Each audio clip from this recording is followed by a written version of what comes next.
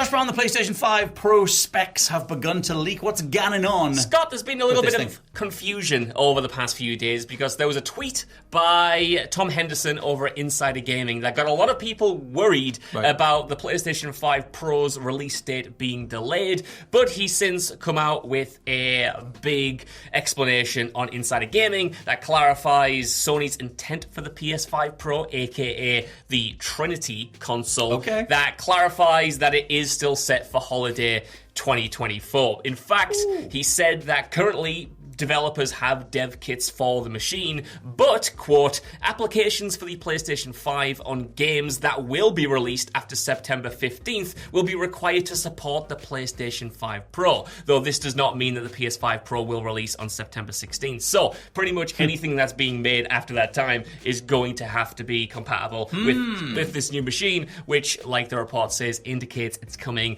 extremely soon. He says that the worry about it not launching in holiday 2026, 2024. Wow, that was not the year at all. The worry about it not launching at the end of this year came from the idea that Sony doesn't have a first-party release to coincide with it, but it still seems like it's set for that time. He does say that the console could be announced at Tokyo Game Show in September, in preparation for its full launch in November, and the evidence pointing towards that is that Sony have confirmed to be at the show, but it's their first appearance at the show in 5 years, which indicates that they do have something big to show off, which could be this new console. Before I get into the specs,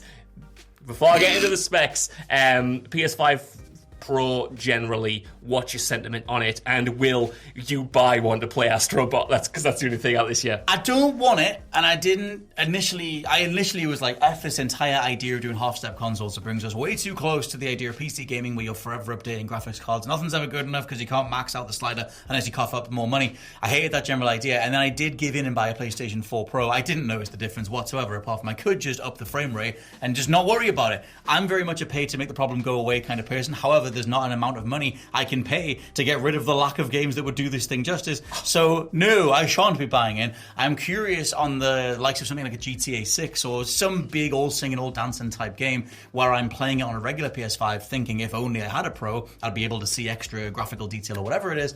But I don't think the average game is even together enough.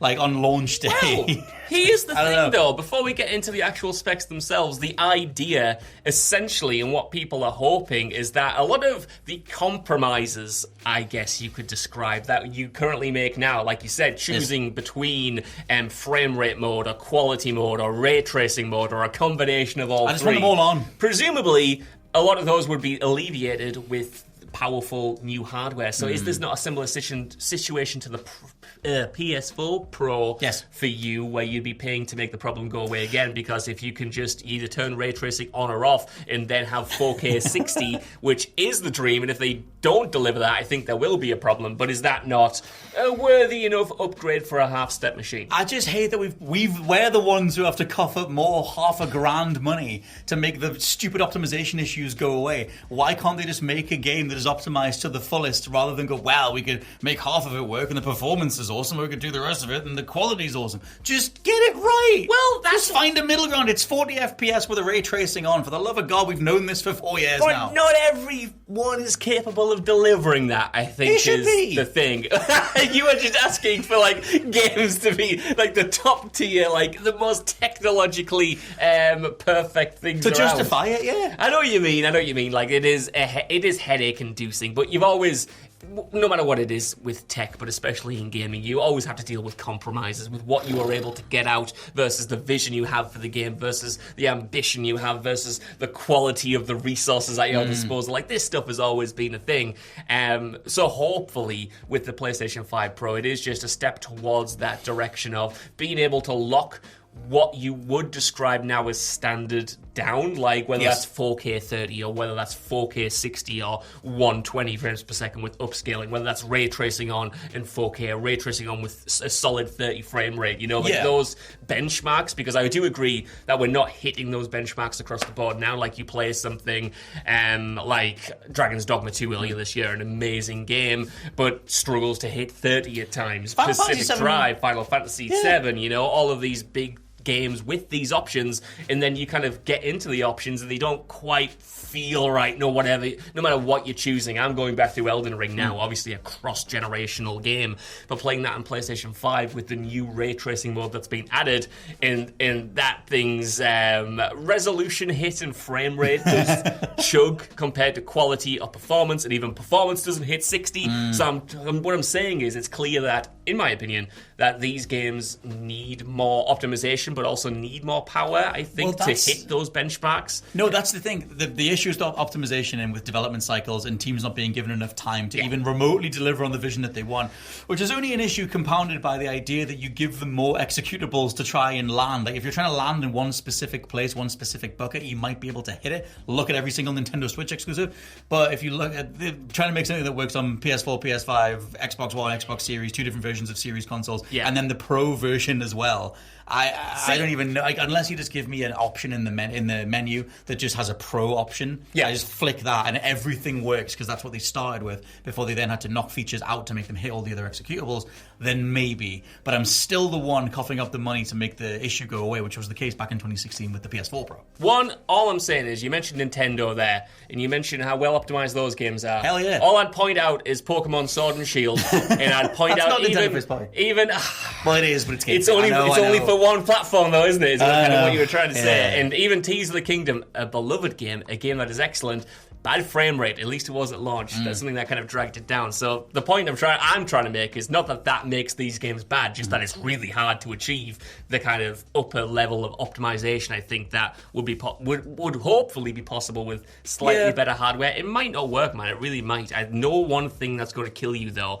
The focus with the Pro, according to specs that have been received by Insider Gaming and earlier this year from The Verge, who were able to corroborate them. This is from back in April. The focus is again on ray tracing. The Verge writes that all of Sony's changes in terms of the specs point to a PS5 Pro that will be far more capable of rendering games with ray tracing enabled or hitting higher resolutions and frame rates in certain titles. The ballpark seems to be that it's going to be 3 times better ray tracing quality and speed in the games themselves. But I know, from your reaction there, a lot of people couldn't give a hoot about ray tracing. I don't even know what it is. I like it. I don't know what it does. I like it, but I know people seem to be way more focused on hitting those solid frame rates that you mentioned at 4K than the ray tracing. You've thrown me with that, like, you really have thrown me with that. There's a whole generation hung on it's ray tracing, guys.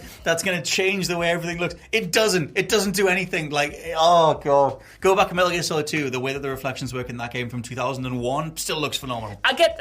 Listen, right? To say it, to not like it. Fair. Everyone's entitled to their own opinion. I understand why you wouldn't like it. I understand why you wouldn't care. To say it does nothing, that's when I get my back up a little bit and think, come on, it's a worthy endeavour. It's a worthy thing to pursue. What's the best ray tracing game? I love it in Spider-Man. I think it looks really good in Spider-Man. And most of the first-party ones are really spot on in that regard. Yeah, because my thing with that, because that's what I was referencing before with Insomniac figuring stuff out. I know it was a post-launch patch for the original Spider-Man on PS4, PS5, but they did add that middle ground mode where it's like 40 FPS ray tracing on 9 times out of 10, 9 games out of 10. If you put ray tracing on, you can't then have a stable frame rate, and it's really obvious. Well, the thing is, right, I know... God, we are getting in the weeds. It's like another podcast episode, isn't it? We're talking about the wind-up. Bloody hell. It's very warm in this room, by the way. It's very warm in this room. What the hell was I going to say? Ray tracing. Ray tracing and that middle option that you described there. With ray tracing on at 45 frames per second, 40 frames per second. I know a lot of people will say, well, that's optimum. And all I would say is, that's optimum to you in what you like. Because of course, it balances both, but you do take a hit in like the quality of the ray tracing, for instance, on the resolution or the frame rate by putting it down to 45. I like the options. I like that, fools like me can put it on quality mode and have 30 frames per second and ray tracing to the fullest effect that's capable right now. As long as you're hitting those optional benchmarks, that's what's important to me. It's not taking away or trying to find this hypothetical middle ground that I personally don't think exists for me, because everyone's so different. It's just hitting the options that you actually have there and not just rendering them like completely null. Sometimes like I said, you get a game that has all these options and all of them are kind of crap and all of them are not as good as they should be. So it does beg the question of, well, why give you these options if you can't hit them and just make one? Yes. Dedicate your time to one vision and fully optimize that. I do totally get that. That's all I'm saying. And I my entire viewpoint on the industry is entirely through the artistic lens. These are artistic works from creative people. They have visions in mind, and maybe that vision was multiple options, but at the same time, I would rather they got their heads together and decided how the hell they're going to balance resolution and frame rate and whatever, rather than every couple of years going like, well, the selling point for the PS4 Pro was the exact same thing.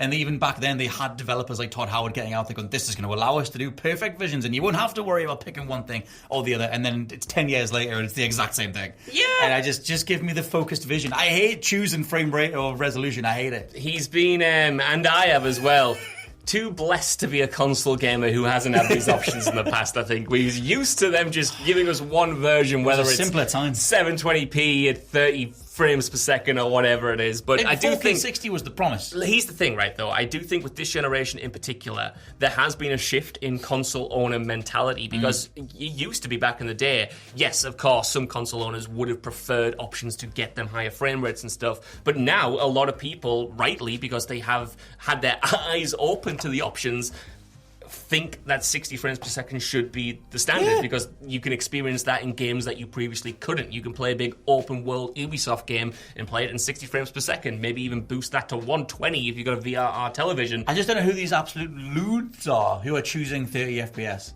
Like, not over 60 though. Yeah, in its current form. That's what I'm saying. If it was just optimized the right way, it would look beautiful. Like the 60's better than 30 anyway. It is. No, listen, it is. Of course it is. But like what you're saying isn't possible. No, not without forking out the money. Exactly, to get a beautiful, highest resolution, ray traced game running at 60 is like, I can't those believe concessions are going to be made, right? Oh, saying the words ray tracing. I don't even know. I still don't think it exists. Well, I've got something nice for you coming next, because all of this indicates, if you stuck around throughout this rambling, bless you. All of this indicates, of course, that the PlayStation 5 Pro is ready for release soon, that games are going to need to be compatible with it, and this was picked up on the PS5 subreddit that ex-user going by the name of That Bomber Boy found options for Trinity Graphics, which again is the code name for the PlayStation 5 Pro, in the latest update of No Man's Sky. So it feels like that is ready to have the enhancements switched on as soon as this console launched, which again, it probably wouldn't have that if it wasn't coming relatively soon. And I know you love No Man's Sky, so give me some positive stuff. No Man's Sky rules. I mean, yeah, like you get a PS5 Pro, then at least this is going to be taking full advantage of it. They did the same thing with the PlayStation 4 Pro, and then the same thing with when PSVR came out, which I guess I'd recommend to you, do a bit of the old No Man's Sky in VR. Yeah, I guess so. That's cool. Yeah. I love No Man's Sky. I reinstalled it after the World 1 update, because that game might be the single most impressive thing a selection of humans has ever created. But I'm not going to fork out 400 English quids for another console. That's it. You know what? This Unless is it's really small. Where I'd agree with you, right? Because what would you be buying the Pro for right now? All of these reports that I've detailed so far indicate that in classic fashion, in classic mid-step generation fashion, you will see older games enhanced from the PlayStation 5 Pro. You'll almost certainly see all of the first-party titles at least take advantage of the new features and get updated versions like we saw on the PlayStation 4 Pro. But why now? Why this holiday season if you've already kind of played those games and you've got titles on the horizon like GTA 6, like you mentioned, and a bunch of things that are about to drop that you might want to play in the quote-unquote best version.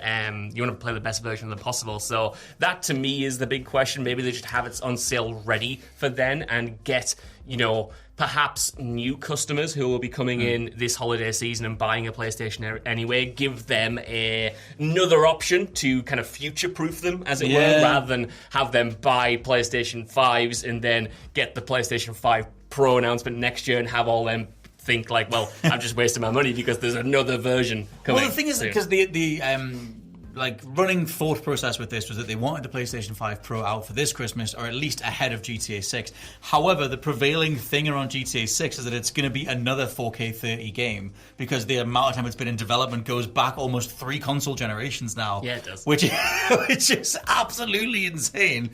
So there is the idea or the potential reality that you cough up £500,000 to future-proof yourself and then just sit there and have to play it on 4K 30 again. The face on this guy is looking forward to it. I did that with, this is the mistake, and I will concede this. The mistake I made for The Last of Us Part 2, because I thought I'll get the PlayStation 4 Pro for that, and I'll be able to play it in 60 frames per second. And then, although it did have nice bells and whistles, it did not have a 60 frames per second mode for the PlayStation 4 Pro. You had to wait till the PlayStation 5 for then, because Scott Tilford, they put so much focus on the graphical presentation and putting that side of the making that side of the game the priority. You only have so much memory to deal with. You only have optimize. You got to optimize it. Oh, I love you as my boss. I would hate you as if I was a developer. You come in, just make it better, just optimize it. Come on. That's the Bill Burr bit when I'm talking about the people that worked for Steve Jobs. Just say, I want all those songs in there. Get on it.